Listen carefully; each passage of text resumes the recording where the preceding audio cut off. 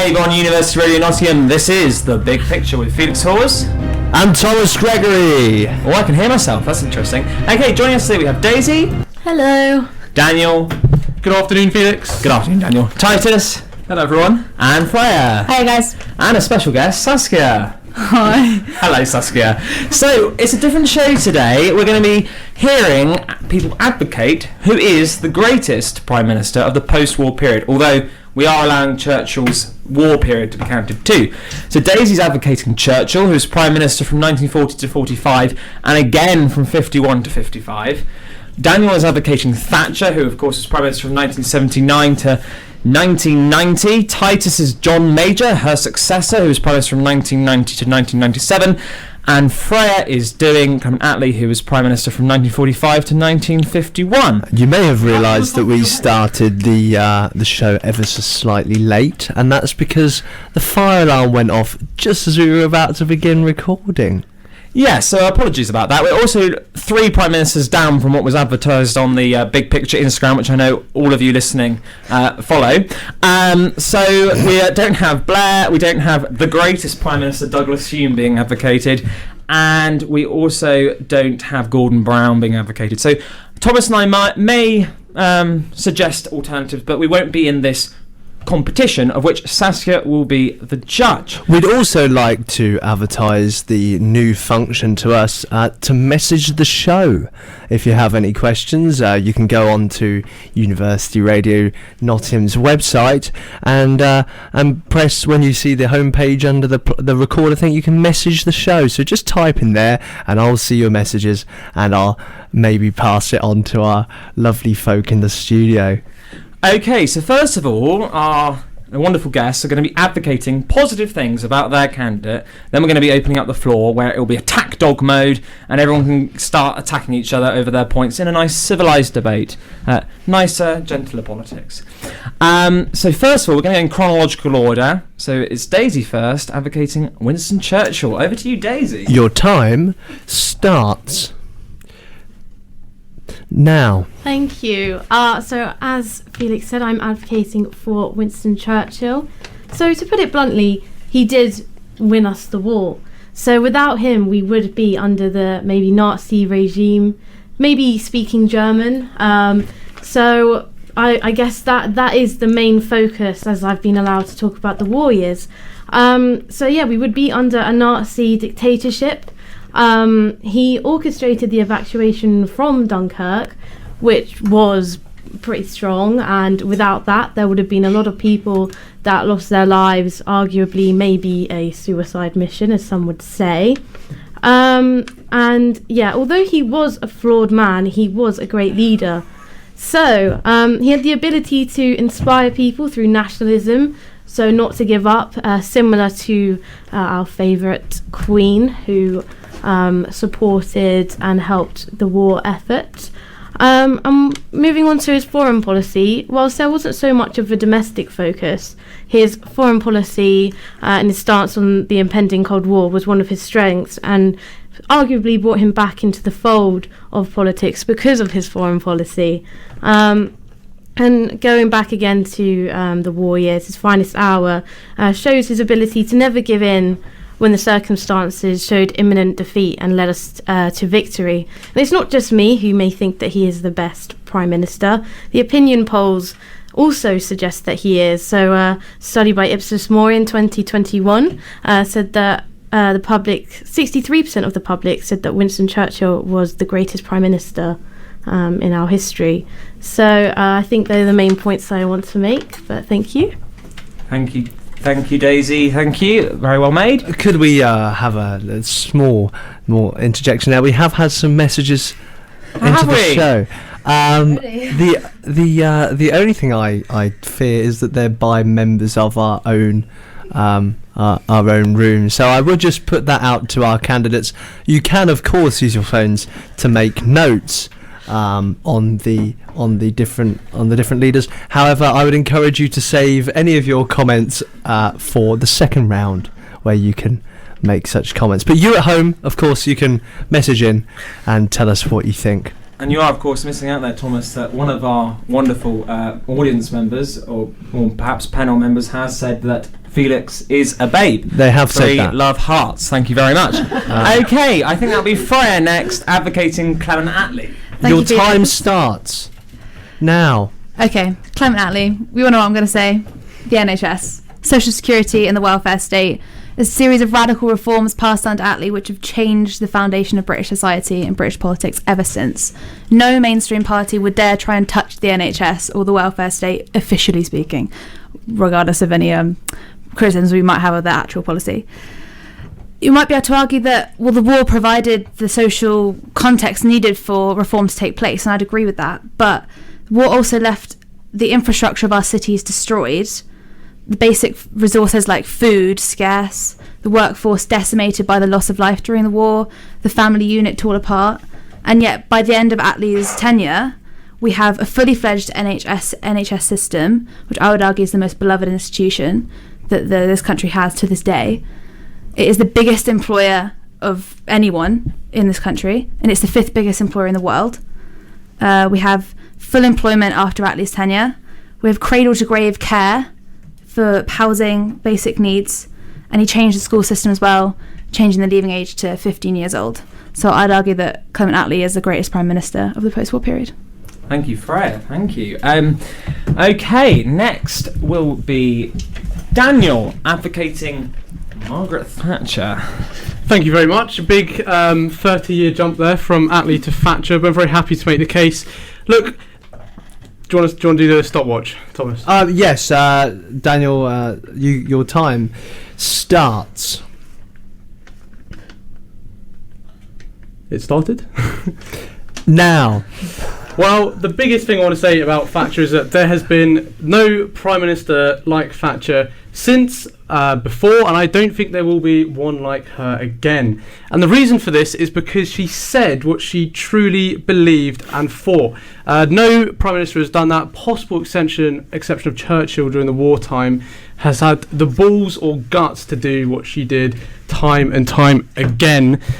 Who else, when invited to speak to the European Commission, would start? It must seem like inviting Genghis Khan to speak on the virtues of peaceful coexistence before launching an 800-year historical explanation for her stance on Europe, or when delivering a speech to the highly liberal Church of Scotland, deliver a Sermon on the Mount, which is a full and complete moral explanation of her policies. And I don't think there's a single other Prime Minister on this list who has tried to touch the case of politics and morality together, and yet that is what Thatcher did.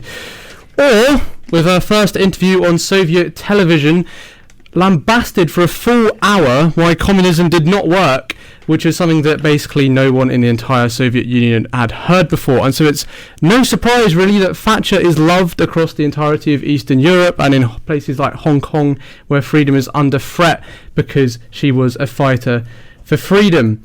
And no British Prime Minister since or before Thatcher really has had, on occasion, dominance over the American president, as she did with Reagan on issues such as the Russia to Europe pipeline or Exocet missiles. I could also mention the EC rebate, the Falklands War, befriending Gorbachev, defeating the miners' strike, starting the Conservative Party conference at 9 a.m. after the Brighton bomb had nearly killed her at 3 a.m. in the morning beforehand. I don't think any other Prime Minister would have done pretty much any of those things, and that's what makes her as unique. And if I may quickly read out her favourite poem, which... 2 seconds. There's not enough time. But yes, there you go. Would this be the one she said when she entered Downing Street, Daniel? No, that's a prayer. This is the you have no enemies, you say, poem. It's the one that goes, you have no enemies, you say. Alas, the boast is poor. For those who have mingled in the fray of duty that the brave endure must have made foes. If you have none, small is the work you have done. And I think that encapsulates Thatcher in one poem. Thank you very much, Daniel Dieppe there with Thatcher. So that was our first round, and I hope... haven't had Titus with John. Oh no, that was our first round that has gone really well so far. And now to finish off the first round is, of course, Titus. Yeah, by the way, Titus, just time starts now. Thank you. What we have learnt from Daniel's lengthy tirade is that Thatcher was in power for a long time. The other effect of that is that the Conservatives were polling 23 points below Labour in 1990. What we have is John Major takes control of the party, and 2 years later he leads them to a 40-seat majority, and, I might add, the biggest single vote for any party in a general election. Over 14 million people voted Conservative, despite the party having been in power for 11 years, and a very capable Labour leader in Neil Kinnock being seen off.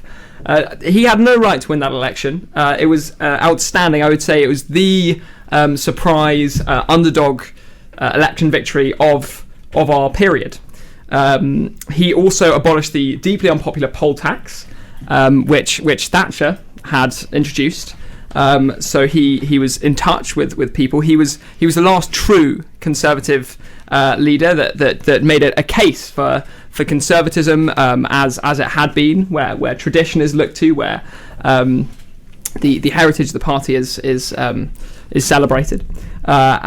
His time in office was also quite eventful. There were a lot of some people call them scandals, other people call them exciting headlines. But he handled them with grace. They did end up bringing him down, but I think that is where we can see the defeats coming from, rather than being laid at the door of Major himself.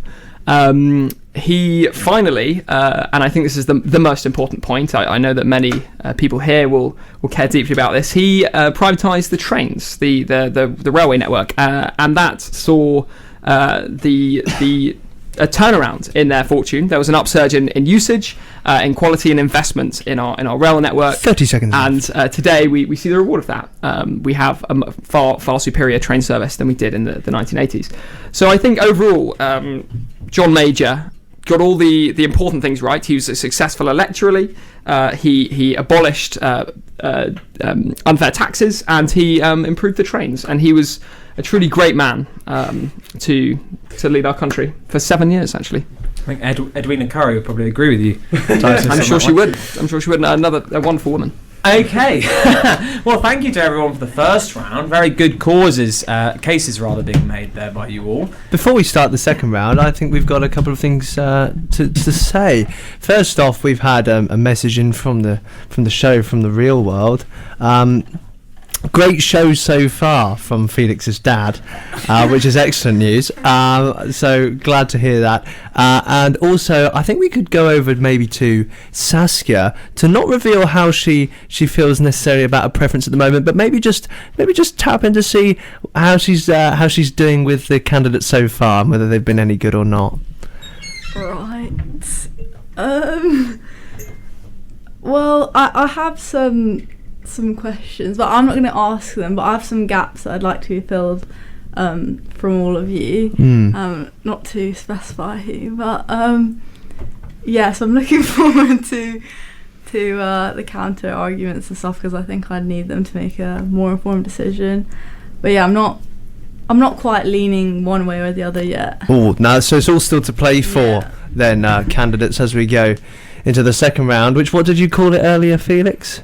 Like, I don't know, like complete free for all, dog attack. I don't know. Yeah, but then you followed it up with it must be civil and gentlemanlike. Yeah, of course. Not sure how those two things quite get together. Nicer, gentler politics, as Jeremy Corbyn, who of course wasn't Prime Minister, said. So let's see.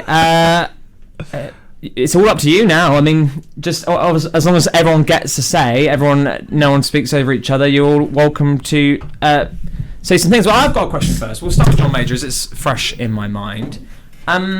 Titus, not everyone would agree with you that the train services are running very well, but you said they were better than the 1980s. Can you expand on that, if you can? I think what I was referring to is the dramatic increase in rail usage. The more people are using them. Obviously, then fare revenue is higher. The investment from the government is actually at its highest point, and so that it's seen a lot more love, the trains, since they were privatised. Depending on what your political views are, you might think privatisation is a terrible thing or a good thing. But I think what is clear is that they are they are in a healthier shape now than they were when they were privatised. Could I speak on this, Titus? Because you and I are both railway enthusiasts. I don't think anyone else in this room is. But the whole idea of privatising the railways was that the government would spend less money on them, and they've ended up spending more money on them. Do you think the franchise system was a particularly good way of privatising it? I mean, rail track, getting a private company to just maintain the railways, what's the incentive of maintaining them well? And so you had several train disasters, like the Potter's Bar crash killed a lot of people in the early noughties. I'm not here to... John Major's fault, right? I'm not here to defend the system that they rolled out. I think there are flaws to it, but I think the point that I was making about John Major is that the trains have been greatly improved from where they were. They were suffering, I think, under British Rail at the end. It didn't have to be that way, but they were, and the effect we have seen is a higher quality of service. Better trains, better investment. So interesting coming for you here, Daniel, because Margaret Thatcher is known for being the single most privatisation leader of the time. So how are you attacking Titus on privatising the railway when, of course, as Margaret Thatcher said, there is no such thing as a community, it's all about the free market, right? Well, that is a misquote of Thatcher, and actually most people recognise that that's a misquote. No, there's some things that Thatcher did not privatise. The railways is one of them. The Royal Mail is another one because she felt like it was owned by the Queen, interestingly. But she did privatise British industry and sold it off to other countries and left people unemployed. That's not true. Privatisation was a necessary thing. It brought a lot of growth. Fact, right? It has helped the economy a lot. Fact is, before Thatcher came in, I didn't get onto the economy earlier because you cut me off, which is fine. You can get onto it now if you like. I can get onto it now. Fact is, Thatcher changed the economy more than any of the prime ministers. Basically reversed pretty much everything that Attlee did and the post-war consensus did. You had the 3-day week. You had mass inflation, lots of unemployment. Thatcher came in and fixed it all. And there was a period of hardship when she came in because you can't just dramatically change the economy from borderline socialism to capitalism with ease. It's a difficult change, but she managed it, and she basically brought Britain into the 21st century 2 decades earlier. Okay, Freya, Daniel's just trashing your Prime Minister's record. Absolutely trashed Attlee there.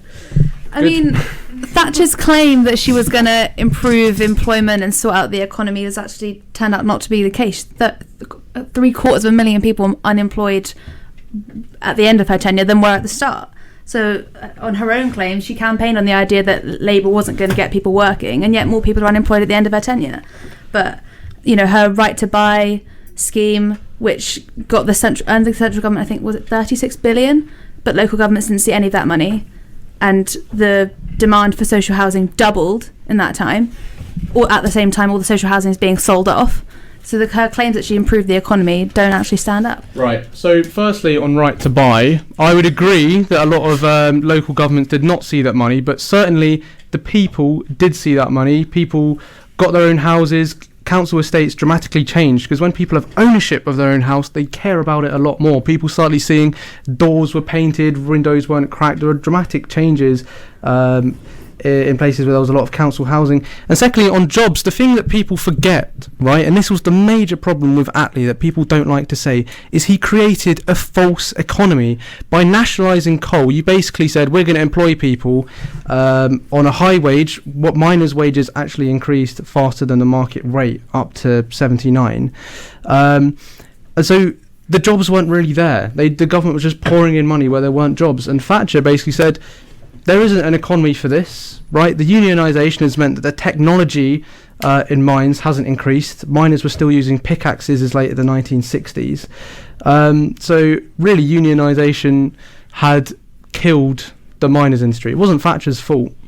But it did keep people employed, which is the point of jobs, right? Yeah, but it's not all about profit, is it? It is. It is all about profit. If you're employed to mine coal for no reason, it doesn't make sense. It was an industry that inevitably had to fall at some point. And the result of that, before Thatcher came in, was high inflation, was 3 days a week, rationing of electricity, supermarkets using candles because they couldn't afford electricity. Which one do you want? Well, let's go to the war now. Thank you, Daniel. Let's go to the Second World War. This is reversed in the time. So, Daisy advocated Churchill and his war efforts, but let us not forget that another one of our prime ministers, Clement Attlee, was in that war cabinet. But then again, who was responsible for Churchill becoming prime minister? It wasn't the Conservatives. It was Clement Attlee and the Labour Party that put him in charge. So if Churchill... When he was in his first term. Not when he was in his second term. The second term... After. He beat Attlee in the election, but Attlee, of course, beat Churchill in the election in 45. So there was a bit of teamwork going on between the two sides against a bigger enemy. But who can take... Was perhaps Attlee more responsible for certain aspects of the war? Or actually, as Attlee had a lot of respect for Churchill, maybe Churchill is the greatest prime minister. I mean, I agree with your comments about Attlee being responsible for sort of Churchill even getting into power. But what I'd really like to address is the comment that Churchill basically single-handedly won the Second World War. It's a global war. There are people fighting all over the world. It's not one man's job to win the war, nor did he do it. He didn't do it alone, did he? He did it, with a whole army behind him, a whole wealth of other countries behind him. And the claim that we'd all be speaking German if Churchill hadn't been around doesn't really stand up, as far as I'm concerned. You don't think that Churchill, I'm just being a devil's advocate. I have no political opinions at all. No, of course not. But if, do you think that actually Churchill's rhetoric, his morale boosting, was actually hugely responsible for how the British people were able to keep up and keep going, keep calm and carry on, when the Nazis were bombarding London and other cities every night? More specifically, not only was he part of the minority that opposed appeasement, but also Britain was the last man standing in the Battle of Britain and won back. So it was Britain's leadership that did, to some extent, determine the events of the war. That might be, for example, Daisy's rebuttal to you. But Daisy, do you have any rebuttals against Churchill and in support of him? Take my point, but Oh, sorry. That's all right. No, I agree that it wasn't just Churchill; it was the whole country. But I don't think maybe if it was like another sort of, let's say, Theresa May, I don't think it would have the same outcome. I think morale is a big booster, and like we all love the Queen, and I think she has a similar effect to what Churchill had, and well, yeah. He's sort of like looking at me like this. If we take Clement Attlee, I think Churchill once described Attlee as a taxi would pull up to Downing Street and no one would come out. Did he have the personality? But maybe, perhaps though, Daisy, although Churchill had the front, a lot of the domestic policy was done by Attlee. It was running the country. But actually, I have a challenge for Daisy first. Okay. But actually, no, I have a challenge for Daisy about Churchill's second term. So if anybody wants to go in chronologically before that, then do so. No, well, I have some points about the second term as well. Okay, well, we'll hold those. Any more about the 1940 to 50 period? I think when you were talking about like the opinion polls and him being very popular with the British public, like contemporary British public, I think that speaks more to what the image that we've created of Churchill rather than potentially his tenure itself. Obviously, there's much to be said for his strength as a rhetorician, his speech making, like that. All of that is important to a war effort, but it's not the only thing that's important. And argue that's not even the most important thing to a war effort. There's a whole wealth of coordination that's going on behind that, and the ability to make a good speech doesn't make or break a prime minister. Like Attlee, you're right. Lack of personality maybe, but strong in terms of committee style leadership. Well, I get where you're coming from, but it was also, he did do a lot of the work, and there's a lot of people that were coordinating it behind the scenes, but he is the leader. If we were going to pick out individual people from like the cabinet, then we'd say who's the best cabinet minister or MP ever. But we're talking about prime ministers here. Could I make a point on that note? Surely, Churchill can't be the greatest prime minister because he lost the 1945 election so badly. In fact, fun fact, amongst all the prime ministers here, Thatcher is the only one who never lost a general election. Attlee was the worst out of all of them, lost in 35. I think lost twice before the Second World War and lost twice afterwards, so 1 out of 5. Awful record from Attlee.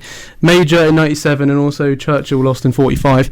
Undefeated, and funnily enough, that is what Thatcher's biography autobiography was nearly called. Can I do a challenge? He was to, also Daisy after Titus. Thatcher was also the only one to be ousted by her own party members while still in office. I think that's almost a worse indictment of your leadership. If they don't even wait until the election, She they decided get not rid to of you. stand in the leadership election, Titus, and in fact she won the Say first what you will, round. say what you will, Daniel, but it looked a lot to me like her party lost confidence in her, which shows that there has been a graver. Well, I'd rather the party loses confidence than lose several general elections or even a general election at all. Thank you very much. Who is the real judge of the greatest Prime Minister? Is it the British public or is it the members of the Conservative Party? Oh.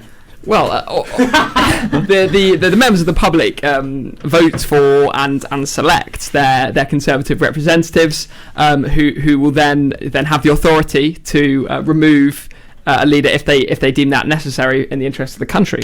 So ultimately, it's obviously the British people. But when their representatives who are elected, in their good judgment, decide that the leader cannot carry on, I think that shows that we've reached an extreme position. That is not the norm, and therefore there must have been quite an extraordinary failure of leadership. Of which course, I believe we saw. On the point of removing leaders, I think we should make the challenge to Daisy that in the early 50s, when Churchill was re-elected, he was actually getting slightly old, spent a lot of time not working efficiently, and nearly.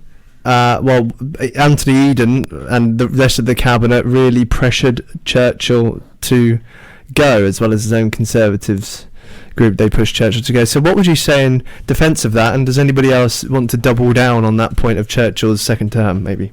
Well, just because someone's old doesn't make them a bad leader. That's kind of... It wasn't just because they were old, it was because they were failing as a leader. Yeah, but the point was he did get re-elected, and sort of I think it was Gordon Brown. He was worried that he might lose his eyesight before the end of his time as Prime Minister. So you could say the same for him. And surely the amount of time he spent in sort of like Parliament over the years just made him wiser. Arguably everyone Just like Joe Biden. everyone's like had failures. Just because some people think they wanted him out doesn't mean that everyone did. And if they thought he was so bad, then why did the British public re-elect him? I think it's his personal opinion, just because someone's old and some people don't like him.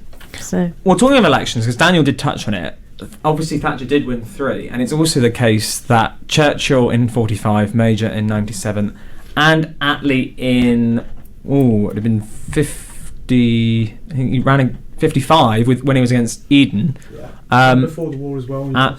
And yeah, they all got destroyed massively. But Daniel, Margaret Thatcher was against a very, very divided opposition, with the SDP and Labour, who got 29 and 27% of the vote, and Thatcher got only as much as what I think Theresa May got, roughly. I think only a little bit more in 2017. So was it got just 42.6%, I believe, that kept her going? If you actually look at the percentage of the vote, Attlee is the only one, I believe, that actually got more than 50% of the vote in a general election. None of the rest of these prime ministers achieved that. Look, the idea that Thatcher's legacy is tarnished because she only managed to get 42% of the vote in a 100-seat landslide in 1983 is ridiculous. Fact is, she smashed every other person. I think the SDP and Labour both got like 25%. Now you got hardly anything, and Thatcher got a huge majority, mandate secured. And I should say, Thatcher got more of the working class vote than any other prime minister. More than Major, more than Boris Johnson, and that's shown by the huge range of seats that she won. I mean, that is true. Does anyone have anything to go against that? The wide broad of appeal. I'm assuming you mean Conservative Prime Minister. Yeah, I said that. Oh, brilliant. So Titus, let's go back to the days of the 1990s, because some people are even comparing today to the 1990s. Back to basics. You were arguing about John Major advocating conservatism, the last Prime Minister to do so, and I do believe that's true. But of course, his whole administration was met with scandal, or what was it, impressive headlines or interesting headlines, including John Major, the advocate of tradition, having an affair with Edwina Currie. So how do you defend that as a traditional Conservative supporter of the John Major you claim to be? And being a strong leader and standing for what the party is supposed to stand for, I suppose, is one measure of. And was he not success. just a continuation of Margaret Thatcher? I think he did mark himself as a clearly a fresh face from Margaret Thatcher. He was a new brand of conservatism. He was much more moderate and less sort of extreme. He wasn't about these grand statements alienating people. Daniel obviously talked up the advantages of that. Why it was heroic to have lots of enemies, but John Major realised that you're not a hero if half the country hates you. I do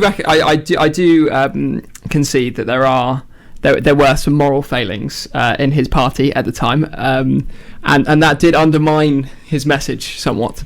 That does not mean that the message was invalid. It just meant that the Conservatives had been in government for far too long by that point, and it was actually really extraordinary that he managed to win a 40-seat majority with, which I'm going to say again, the largest vote in the general election for any one party. Titus, would you say that he was unlucky, apart from his own one mistake, maybe, even though that was his personal life? Emerge. That was his personal life and not necessarily a political matter, maybe. But would you say that he was mired by other people that he had to manage rather than he himself having failings? Is that a measure of success in being able to well deal with the failings of your cabinet? I think you're right. His party. That's not my opinion. I'm just. I agree with your suggestion. That his party did let him down in that regard, and also with the issue of Europe, they caused no end of fuss, which ultimately led to defeat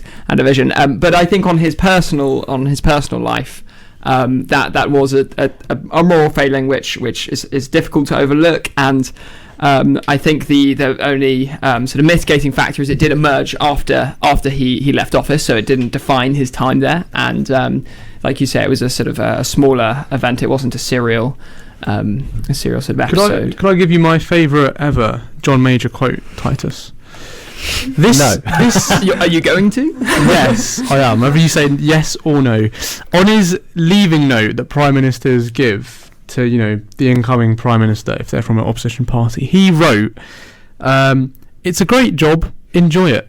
That's what he wrote, which, to be honest, to me epitomises he's a wet wipe. He has no vision. Any other prime minister, Thatcher would have said, "Don't you dare leave now! How dare you?" He just said, enjoy it. If that's the point of prime minister, I would like to totally disagree. What it shows is that he was able to enjoy himself. He had an optimistic, a sunny personality. Yes, John Major's known for his sunny personality, isn't he? Like Jim Callaghan. He was looking on the bright side of life, and he was not like you said. I think this actually goes back to the point you were making earlier, where Thatcher was seeming to endorse the idea of having lots of enemies, whereas John Major was trying to be friendly, just a normal person. I think that note is a note any normal person would leave, which is why he left it, because he was a normal person.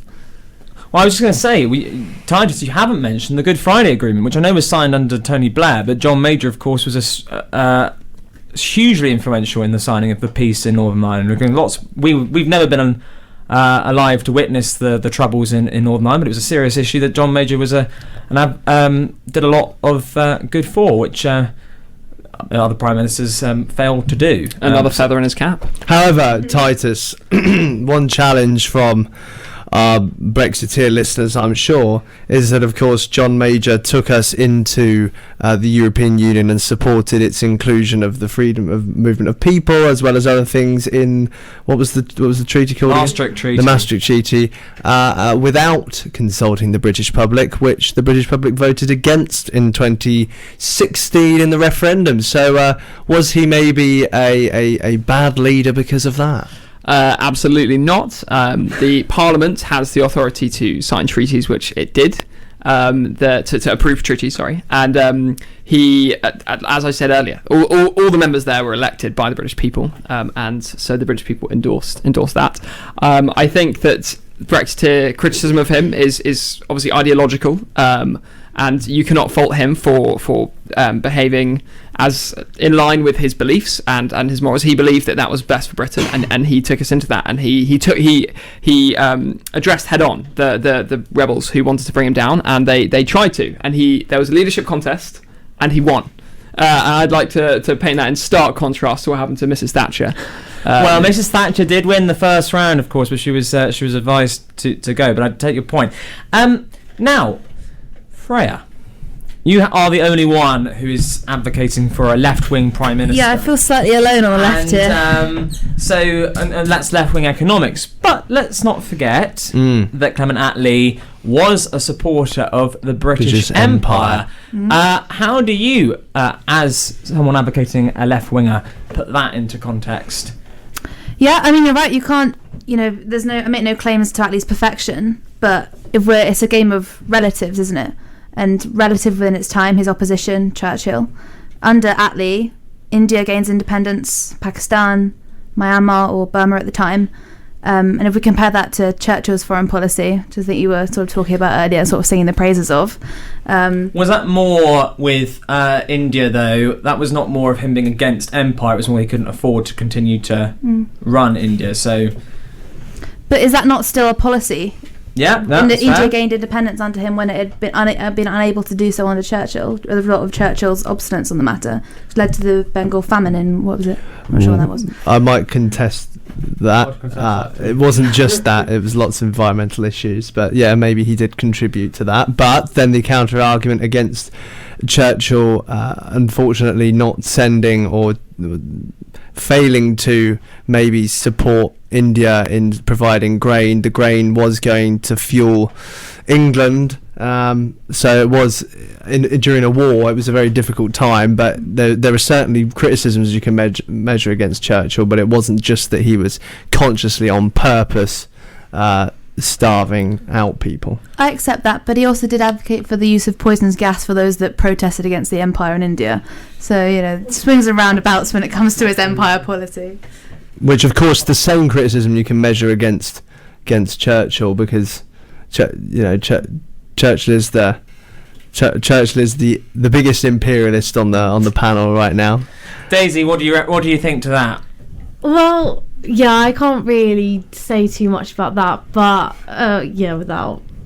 But there's context of you could argue context of the time. It is. That's what I was going to say. I was going to say it's context of the time, and I think if you look now, would he do that now? It's like a product of his time. Like if you ever look at everyone else who's doing that, I mean, arguably Russia, war crimes and similar stuff right now. But I think that if you had Churchill was in power now, it would be quite different.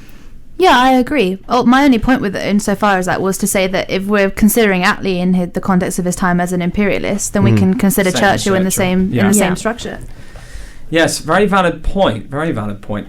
What do you think is the? Oh, sorry, Titus. Might I just add to that India's independence in 1947 was extremely rushed and resulted in thousands, I think maybe even it was millions of people being killed in a bloodbath. So I don't think that's really something to sing about.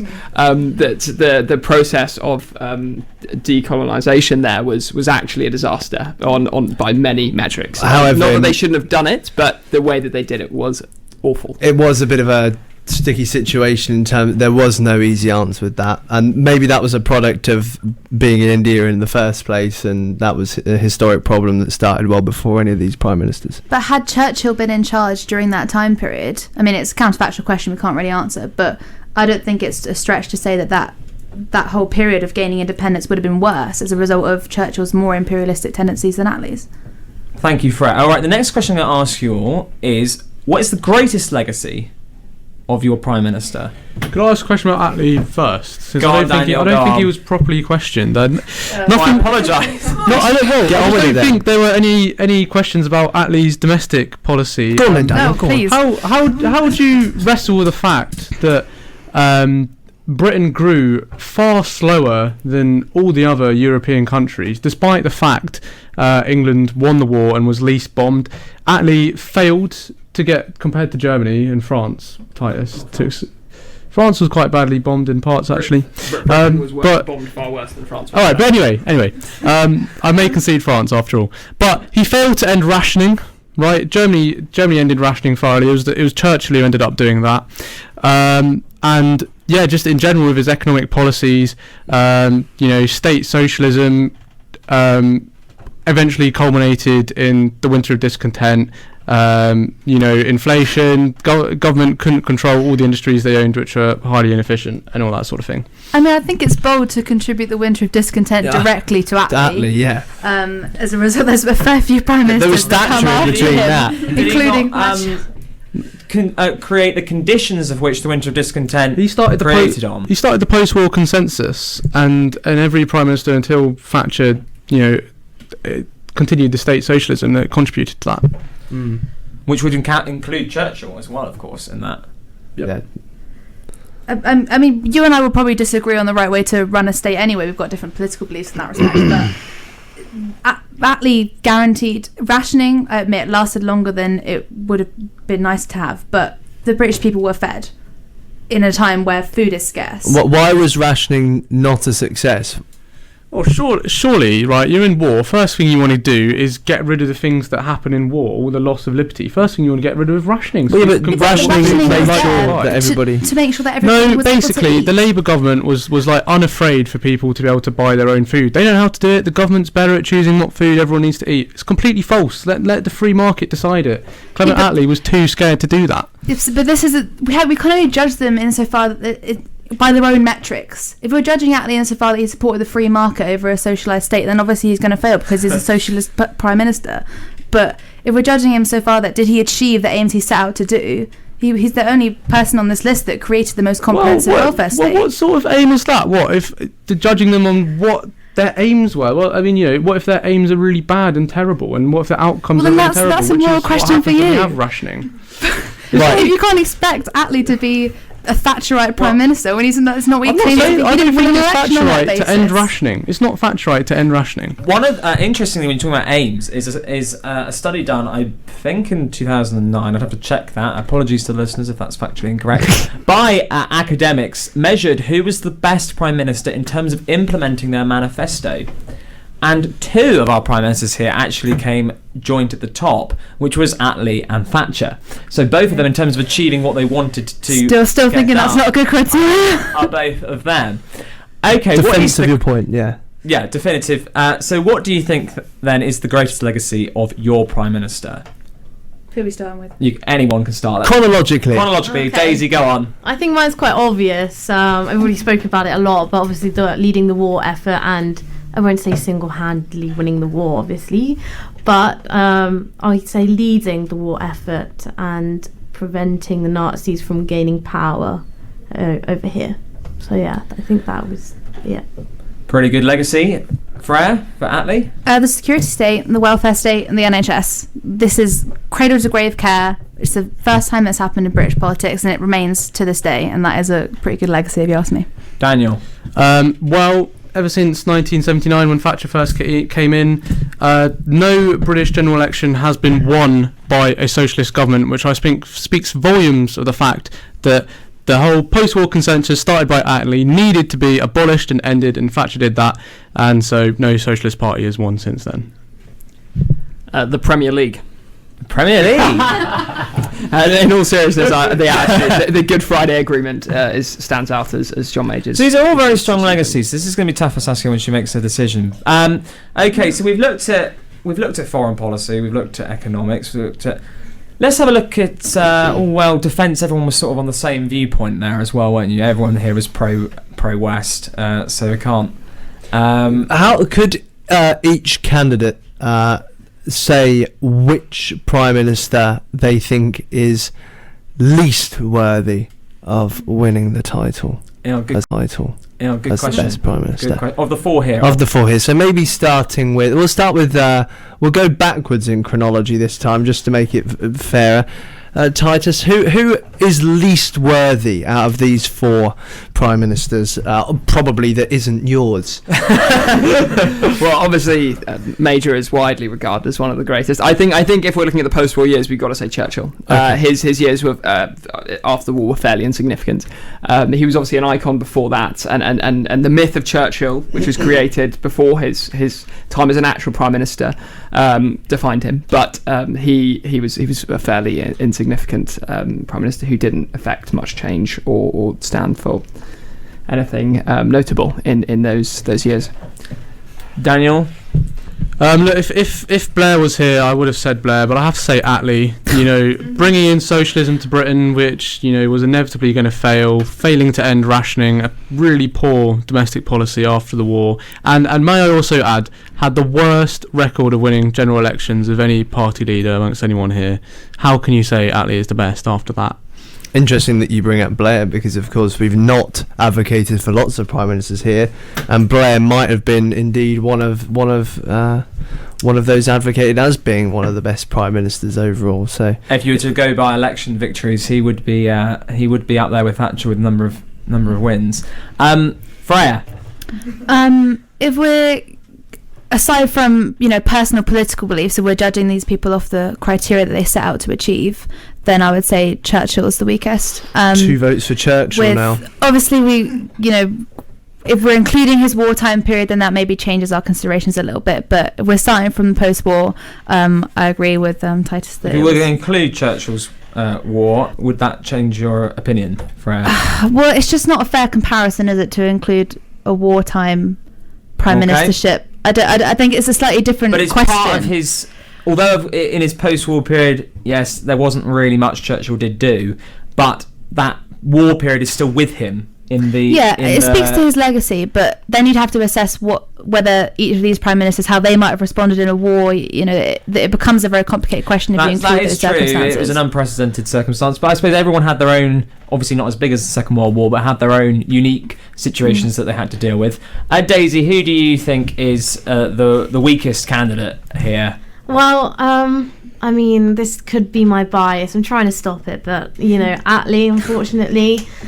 No, I come on. just think that I just don't know. It just doesn't do much, and it's just like bringing socialism into this world. It just wasn't going to work. I feel honoured that no one has taken a knife to John Major's back. I think that is a great success. I was on the fence. Shall we? Was that two? That was 2 votes for Attlee and 2 votes for Thatcher. Churchill. Churchill, as the weakest. So shall we have a sum up statement, and then we will hand over to Saskia, or if you need more time, Saskia, we can always have a musical interlude in case you need to have a think. Yeah, we can start with the statement. We'll start with the statement. We'll go in the same order as we started, if that's okay, chronological. So Daisy, you each get a whole minute, if you need it. Summing up, why if is you Churchill need the minute, the greatest prime minister post-war / in the war? I would suggest defending against the attacks that you've received today. Your time starts now.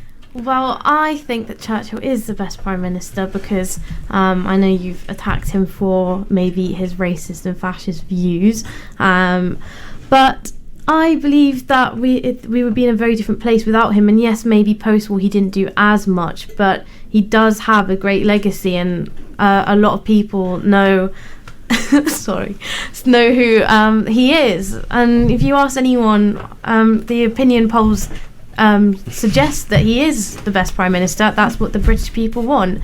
As I said earlier, he did lead the war effort, so it would be a very different place if he wasn't put in power. Brilliant, thank you very much, Daisy, and very well made for Churchill, by the way. Okay, Freya, Attlee, why is he the greatest prime minister this country's had since the war? Clement Attlee is the greatest prime minister of the post-war Britain because he radically changed British society and politics. He started cradle-to-grave social care, which I understand you guys are on the conservative side of the spectrum and you don't think that's the right way to run a state. But regardless, he was elected on that mandate and he fulfilled that mandate. Is that not the best way to assess a prime minister's strength? We've got Churchill, whose legacy is of a false image of one man winning a whole war. We've got Thatcher, whose legacy is poverty and a deindustrialization, and John Major, whose legacy is frankly not that much, let's be honest about. So that's why I would say Attlee is the best post-war Prime Minister. Daniel White, thank you for that, and you made a very good advocate for Attlee. You were the only one here on the left, so well done. Okay, Daniel, why is Thatcher the greatest Prime Minister? Well, I think, what are you assessing as greatest? Is it legacy? Is it success? In both these categories, Thatcher basically wipes the floor on everyone else. In terms of legacy, she ended socialism. There's been no socialism since.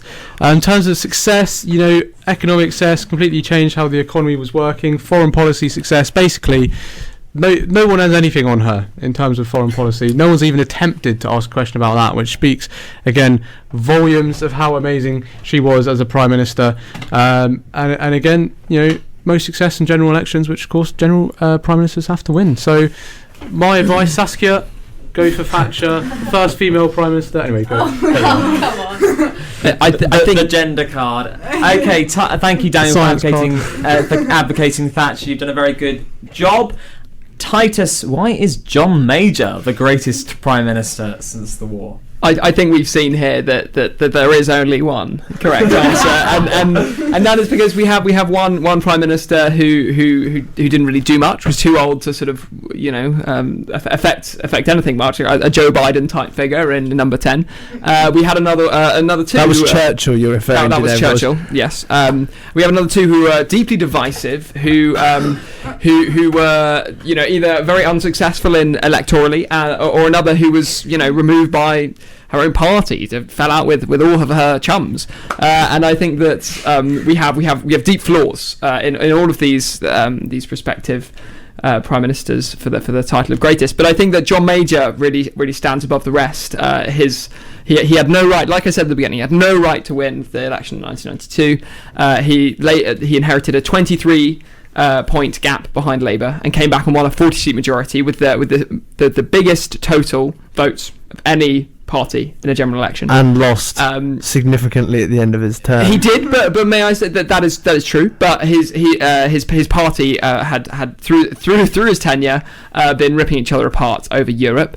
He negotiated the Good Friday Agreement, which I think is one of the great successes of British foreign policy in the post-war period. It brought peace to a region that had seen decades of conflict that has lasted today, and so I think that there's a hard, obvious success.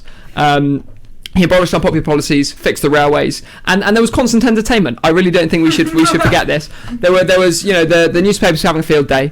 Everyone was loving life, finding out which Tory MP was going to have to resign next. So I think we shouldn't overlook the meme potential of our lad John Major. Big John. Well, thank you very much, Titus. Very well put for John Major as well. Very well done. That was well argued by everybody there. Fantastic job. We'll give Saskia just a little moment to have a little think about who she really believes is who made the best case for who the best Prime Minister was.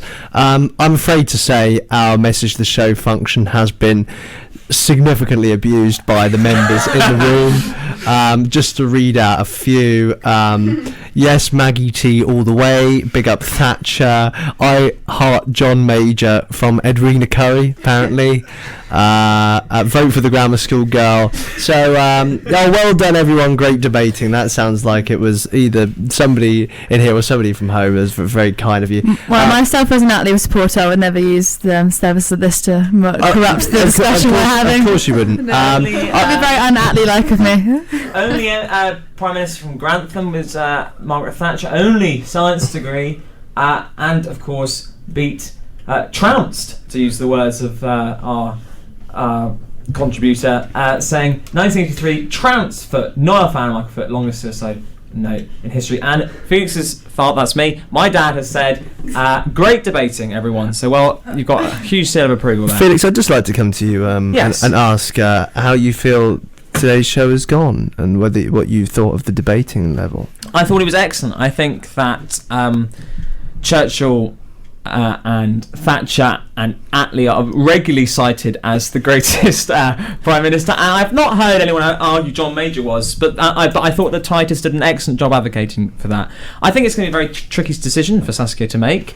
I have my own I don't have any opinions at all, but I do actually have an opinion. I won't be sharing that at all. I think that everyone did do a really good job. I think the thing is, again, we've got to look at, and I don't know if you agree, Thomas, and I'll ask you again what you thought, but prime ministers are human beings. They have become the most powerful person aside from the monarch in the country, and they have their faults and they have their gains, their benefits. We can see here that all of these individuals were not perfect because we can't expect them to be. But I would argue that they all wanted to make Britain a better place. I think they all were there to serve the people. And I think that all four of these prime ministers have done their duty for Queen/King, for Churchill briefly, and country. And I think you all did a very good job. So thank you very much for coming on for this special programme. Well done. Thomas, what did you think? Well, I couldn't put it any better myself, Felix. I think everybody debated really well and sensibly. There was some good discussion and good arguments between you both, and you reacted well to us, prompting you on positives and negatives. And on that point, it has come to the time in the show where we do have to reach a final decision. Of course, we're using Saskia here, who... how would you describe your political knowledge, Saskia, to judge this situation? I mean, I feel like I know. I don't know. I've seen like the major stories in the news, but I haven't necessarily gone in detail on any of the prime ministers. So you'd say you're fairly unbiased, maybe, in this. Yeah, I mean, yeah. Okay. You are unbiased. Yeah, I'd say I'm fairly unbiased. So in that case, of course, Saskia is not on today's show.